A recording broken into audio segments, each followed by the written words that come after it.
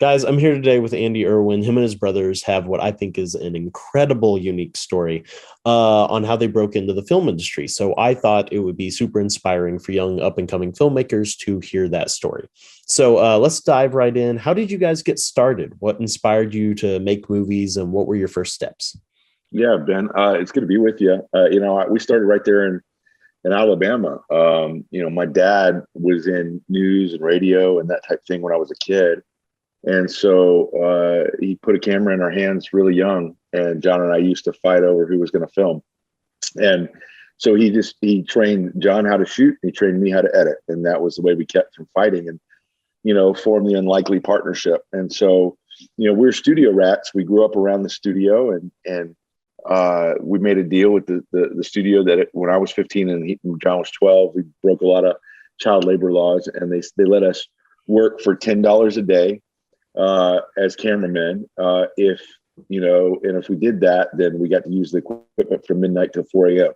And Oh, so we used to wow. lock ourselves in, and we would learn how to tell stories. And then I went off to a small college in upstate New York, and they had a summer camp for kids, and they said, would you do short films for the kids during the summer?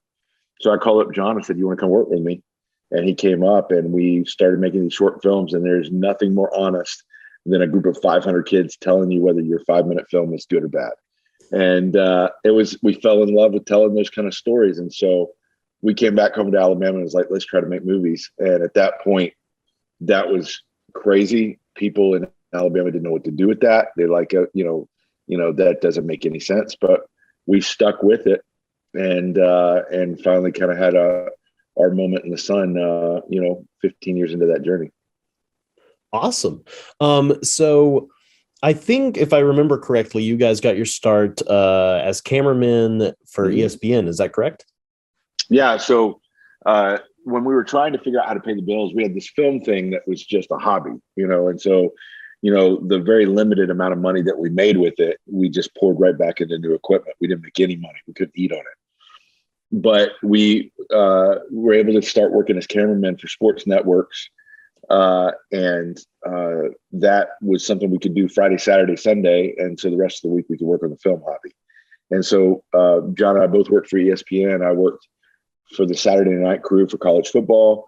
And John was on the ESPN2 crew. And then I filled in on Monday Night Football. And so we did that for years, and for about 7 years. And that was what gave us the leeway to pursue the film thing until we started doing documentaries. And then we did, music videos and for a long time in Nashville. And then eventually tried to kind of make the jump to film. And we made that jump back in about 2010.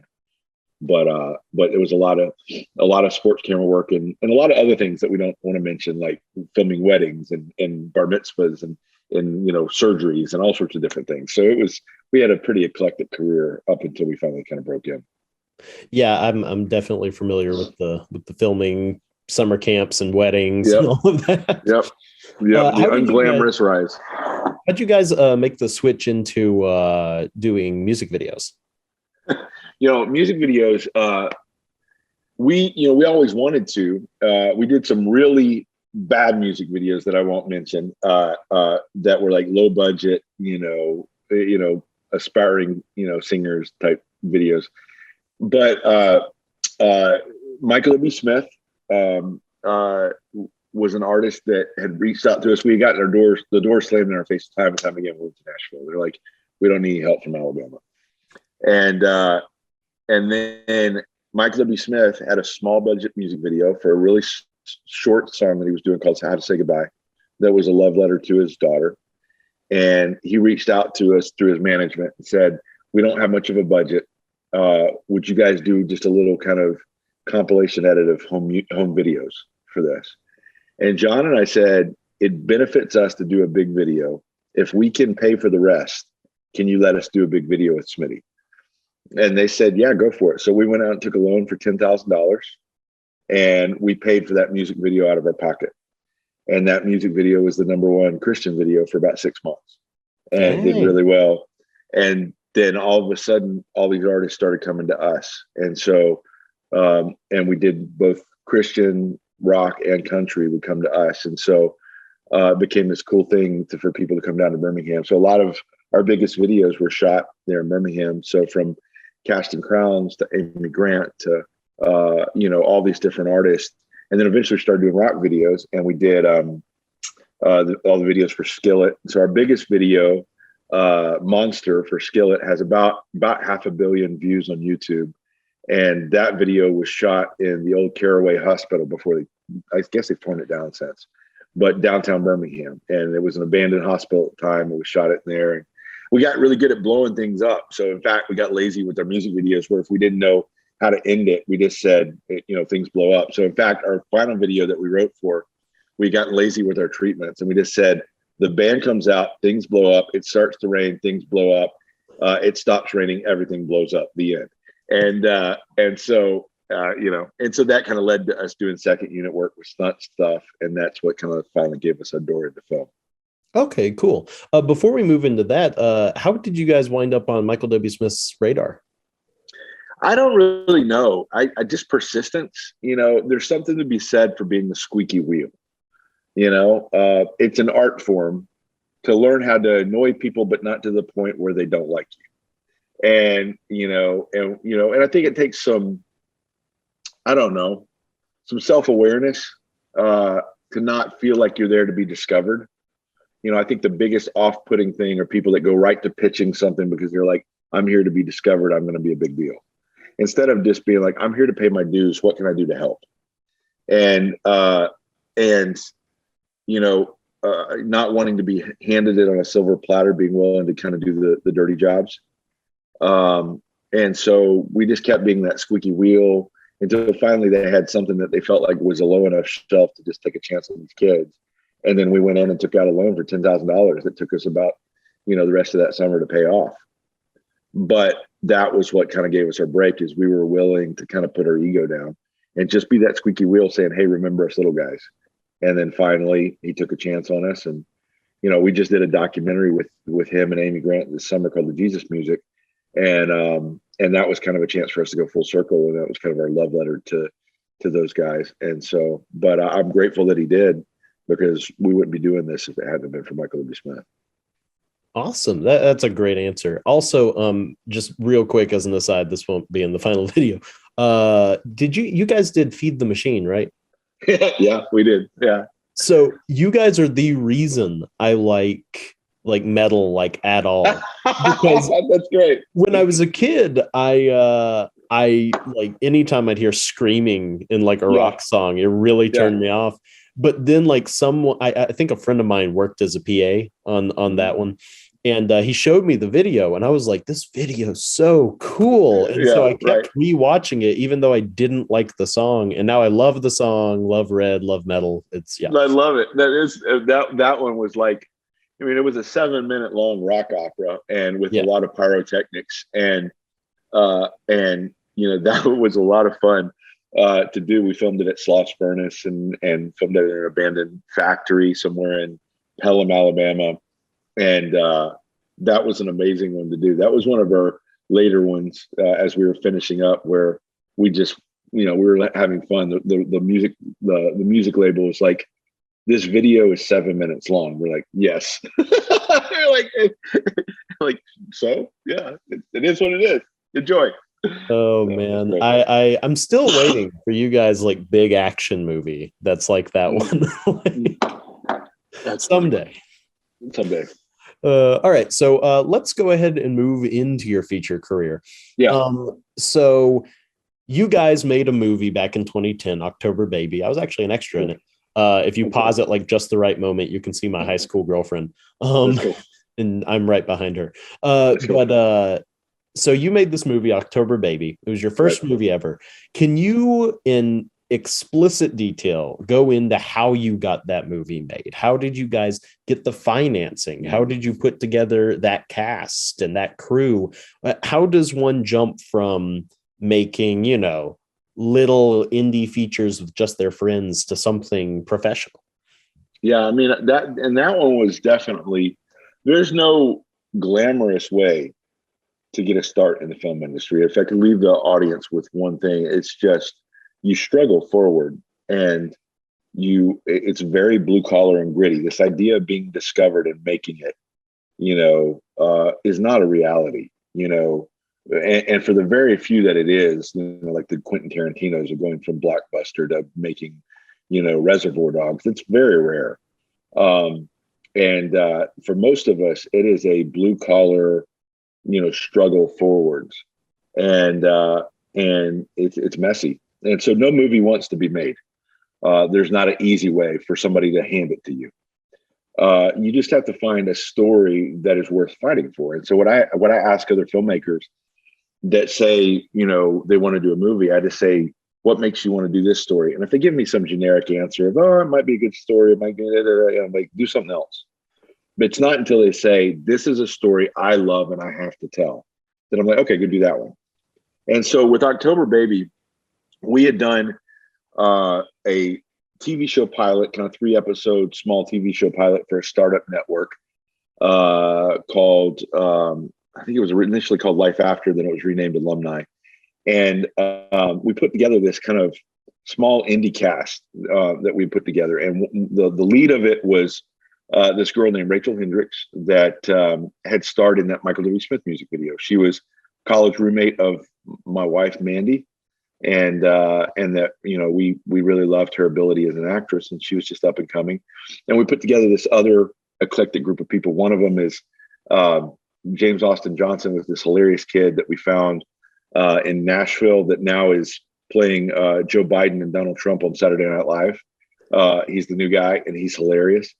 And Jason Berkey, who was, great kind of romantic lead, and then some other, great cast. The chemistry with that cast was so good that then when the TV show pilot didn't get picked up, we were really kind of bummed. And we're like, well, what are we going to do? And so my brother went off to direct second unit for the Kendrick brothers on Courageous. And I went on to direct music videos for, I was doing a concert thing for Casting Crowns, and I was directing a music video for Montgomery Gentry. And in the midst of that, John had been working on this script loosely inspired by a friend of ours named Gianna Jessen and her amazing story of survival. And he came back with this script about a girl who finds out her birth circumstances were traumatic because of some health problems she's having. She goes on a road trip to kind of find her birth mother. And it's a story of redemption and forgiveness and love. And it's fictionalized, but it's based on Gianna's story, which is an incredible one. And it was meant to be kind of a story of hope and forgiveness. He brought the script to me, and I said, it's a risky topic because we don't want to be seen as, as inflammatory at all. But it's a story that captured my heart. And I was like, I've got to tell this story. And so we went out and decided to make it. And we decided to take that little cast of people that we'd worked with on the TV show pilot and plug them into this movie. And so the core cast of 4 characters from that show are the core cast of the movie. And then we brought in my buddy Chris Sly from American Idol, brought in John Schneider and Jasmine Guy. And, and then we had to go raise the money. And so, a third of that money came from getting our inheritance early from my grandmother, and we raised, very meager amount of money to do it. It was a lot of money for us, but it was only $750,000, which is nothing for a movie. And we set out to shoot it in 19 days. And we shot it all over Birmingham and then down in Mobile. And then when we got done with it, we started shopping it around, and nobody wanted it. They just said it's too risky a topic. And so we went to go try to find, who would distribute it. And we decided to raise an additional $4 million and hire Samuel Goldwyn to put it out, along with our friends at Provident Films, and that had success with the Kendricks films. And shouldn't have worked. It really wouldn't have worked today. But at this moment in time, controversy hit that we didn't seek out, but it made the front page of the New York Times because of its pro-life stance, and ultimately led to a successful box office that didn't break any records, but it found its audience. And a lot of people still rate that as one of their favorite movies that we've done. I was in the Starbucks drive-through the other day, and the girl working at Starbucks recognized me, and she said, "I just realized that you did some of my favorite movies." I said, "Which one?" She's like, "October Baby is my favorite." And so it was a beautiful love story and a beautiful kind of coming of age drama. And I think Rachel Hendricks absolutely crushed it as the lead. But it was one that didn't want to get made, but it allowed us to do the next one and the next one. And for the next two movies, it was that struggle forward approach that we were aiming to get solid doubles as hits in the game, not a home run. And it wasn't until we got to our fourth film that was our home run. But the first several was just, break even. And so that they let us do another one. Wonderful. Real quick question. So you talk about the fundraising, right? Other than grandma, of course. How did you guys go about fundraising for that movie or any of the movies after that? Like, what advice would you give to young up and coming filmmakers who are trying to scrape together a very tiny budget to make something? Yeah, the biggest thing, my brother's the expert on it. I mean, it's his gift. He's a salesman and he can sell anything. But the biggest thing that we adopted as our mantra was the nature and the source of the money are much more important than the amount. And don't go chase money. Go chase people that are similarly envisioned that are good partners. And so there were several that God brought to us that allowed that to happen. One of those was, an investor and his wife, Raymond and Mary Dell, that they believed in us from the beginning, and they really believed in the vision that we were doing. And so as a result, he just said, "I don't invest in films, I invest in the Erwin brothers." And so, those kind of investors were worth waiting for. And the ones that invested in films after that. And so we said no to a lot of money because the nature of it was not similarly aligned, that there wasn't a double bottom line. There was not a vision for the future. It was just a source of money. And so we looked for people that were idealistic and had the net wealth to really, envision that. And then really people buy vision. They don't buy the bottom line. And then we were very committed that we don't lose their money, that we go out and we or try to make frugal, secure, because there's nothing more risky than investing in film. I mean, it's about the same odds usually as probably playing a slot machine. It's like, it's very, very risky, very high risk, very high reward. So, but we tried to make as good a business decisions as possible to mitigate that risk, to always aim for, break even as our bottom. And as a result, I think, we always navigated somewhere on one side of that line or the other, but we didn't go too far up, over, or under until we finally kind of made the big gamble for I Can Only Imagine. Okay, cool. Well, real quick, I want to touch on how'd you guys make the jump from October Baby to Mom's Night Out? Mom's Night Out is my personal favorite film of you guys. It's like all of the moms in that movie are my mom. Yeah. I feel a lot of critics didn't get the jokes because they did not grow up in evangelical mom culture. But I thought it was hilarious. Anyway, but I was so incredibly impressed that you guys went from like this movie that, like John Schneider was in it. But other than that, not a lot of like, really well-known actors to this movie that actually had a fairly sizable budget and really great cast. Right. So how did you guys make that jump? Mom's Night Out was one that comedy's not my natural voice. I mean, it's the most stressful thing I've ever directed, just because funny is so subjective, and trying to get something that broadly plays and people are in on the joke, it's a challenge. It was funny. My kids just discovered it, because they were really young when we made it. And they were watching movies at the house today, and they're like, "Dad, we found this hilarious comedy, Mom's Night Out. It's so funny. We've been watching it." And they're quoting all the lines, and they're like, why were you in it for a minute? I was like, guys, your Uncle John and I directed that. And they were like, it was funny. But that one was one we got connected with after finishing October Baby, and my brother had worked with Kevin Downs on Courageous as one of the actors, and Kevin's a longtime producer. And when he came to us, and we just said, we said we really need a really good producer working with us, because it was really stressful to produce and direct. And he said, well, I need really good directors to work with. So we're like, well, we've got this great football drama that we're working on called Woodlawn. And he's like, well, I got this comedy called Mom's Night Out. And I'm like, well, what if we directed your comedy and you produced our football movie? And he's like, okay, deal. And so we stepped into it. I had no clue what I was signing up for.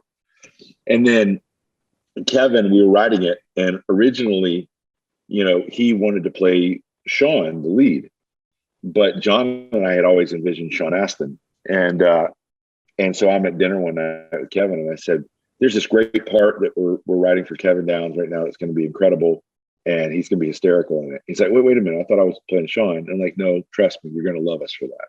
So we wrote the role of Kevin around Kevin Downs, and he came in and absolutely owns it. He's so fun as this kind of video game loving, kind of delinquent man-child that's friends with Sean Astin. And the cast that assembled around them, and Trace Adkins kills it, and Patty Heaton, and Dave Hunt, and Sarah Drew is amazing as Allie.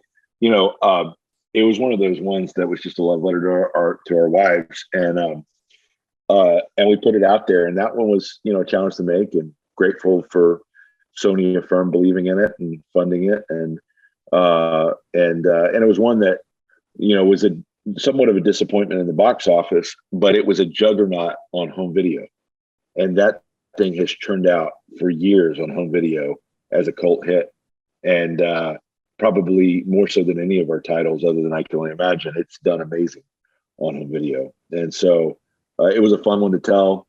Filmed it all in Birmingham, but doing comedy, the amount of work we had to do with the audience, test audiences, to get all those jokes to land was a challenge. But when we finally got it kind of down right, it played, and it was a lot of fun.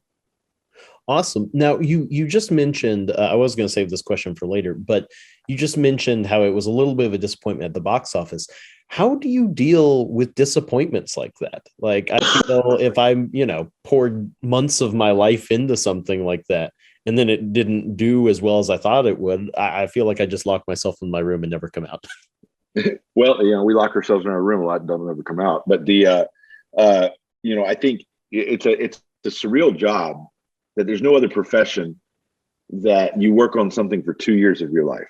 From the inception of the idea to the screen is a minimum of 2 years, sometimes longer. And you work on this all the time. And what determines of whether that 2 years has been successful or not is one weekend. And really, they can usually tell what it's going to do within the first half day of that weekend.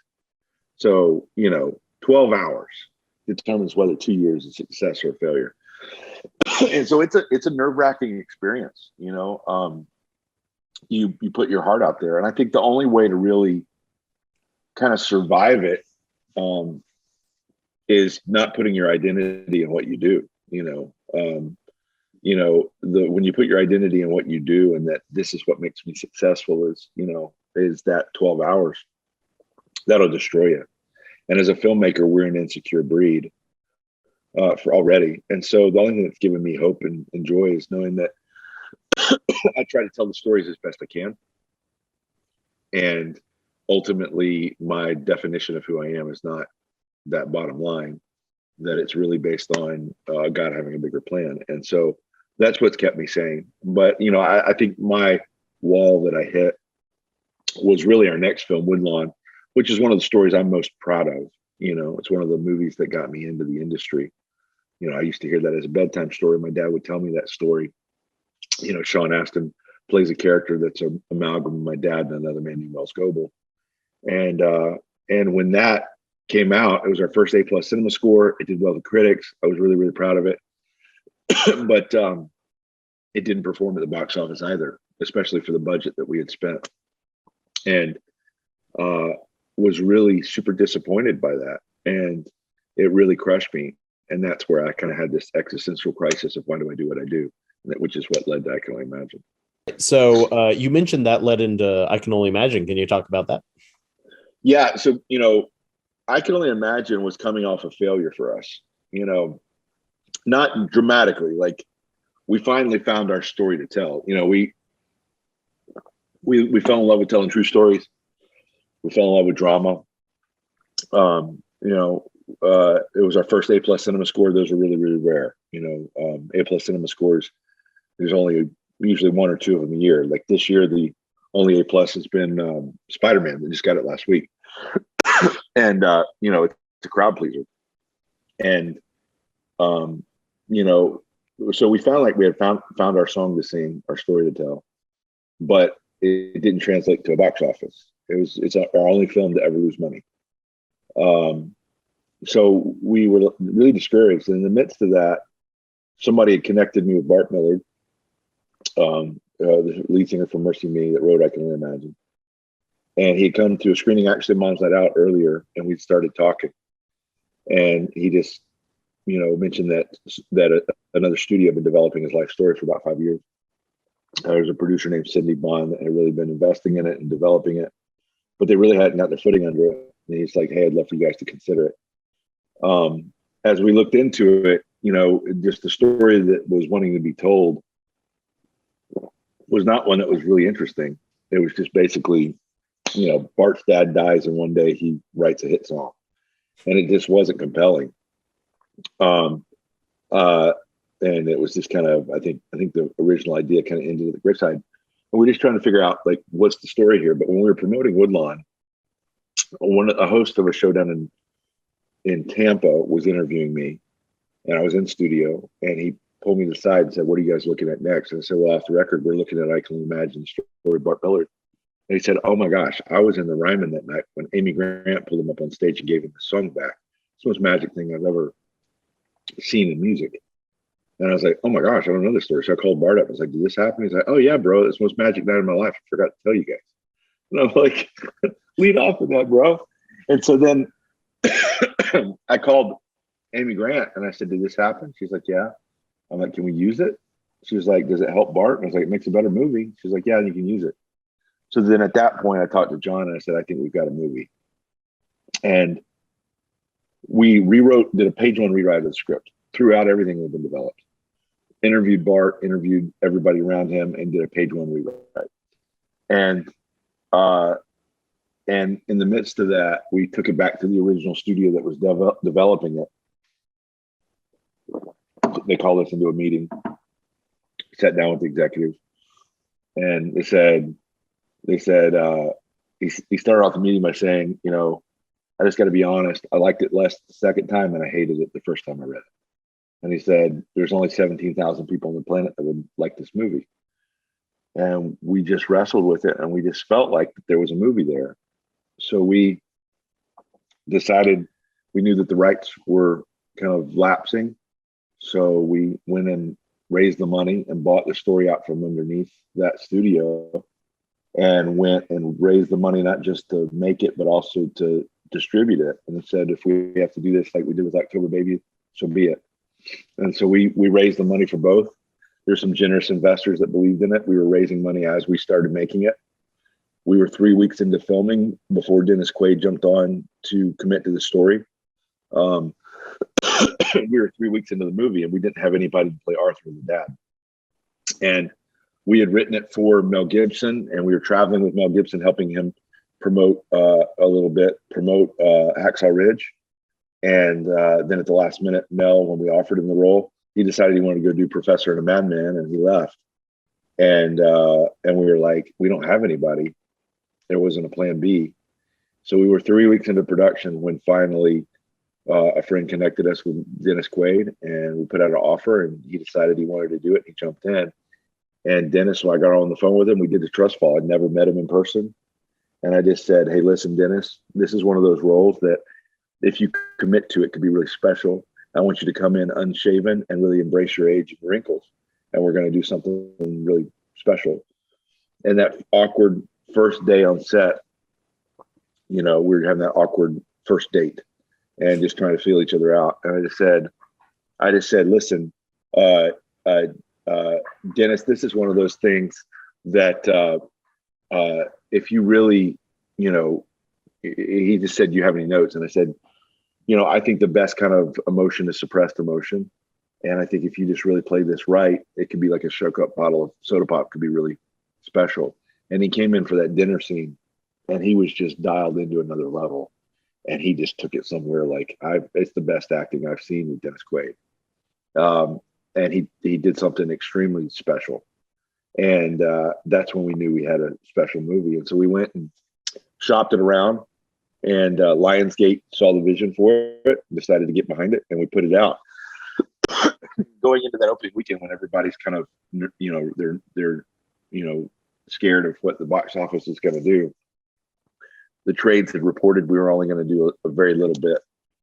And then we started seeing the numbers come in, and it was out of this world. And we ended up doing $17 million opening weekend on 1,000 screens, and then got our second A+ cinema score.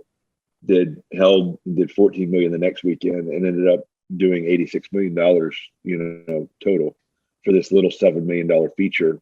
And it was the number one indie film of 2018, and it just blew the doors wide open. And it would, but the minute,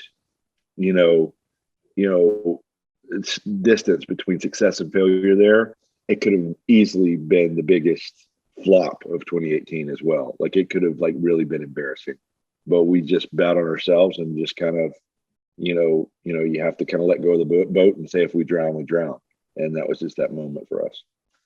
Awesome. Well, it looks like I've run out of time, but real quick before I let you go, even though I've got a million more questions, you've already given a bunch of great advice, but if you were to give one more piece of advice to young filmmakers who are trying to break into the industry, especially from places like Alabama or, Right. Colorado, Wisconsin, just places that's not LA or New York, what advice would you give? Should they move to LA or New York, or can they do it from where they are? Absolutely not. I think that you can do it from where you're at. I don't live in LA. I live in Nashville. I think my biggest advice, it really comes down to our new movie, American Underdog, that's coming out on Christmas Day. American Underdog is really just a love letter to people just like us.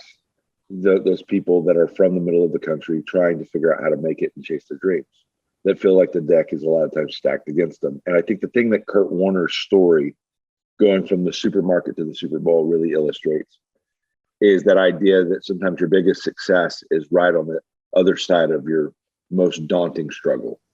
And what does it take to make you quit and give up? And that's what, that's where, underdogs, there's a line in the movie that Dennis Quaid, who plays Dick Vermeil in this one, he says, destiny belongs to the underdogs. And I think I really believe that is what makes an underdog win, is just the person that doesn't sit down and quit, that's willing to continue to grind it out until you finally kind of get your big break. And that's the kind of stories that we tell. And so those that have a dream, be willing to do the blue collar hard work, the not glamorous stuff. And then it's a series of small steps in the right direction. The quality is something you always chase. It's not something you ever catch. Just get a little bit better each time. And then finally, you'll find your story to tell, and then tell it well. Earn your right to be heard. And that's where truly special things happen. Awesome. Well, thank you so much. I really appreciate everything. And yeah, thanks. All the best, man. Good talking to you, bud. Thanks, Ben. Good talking to you.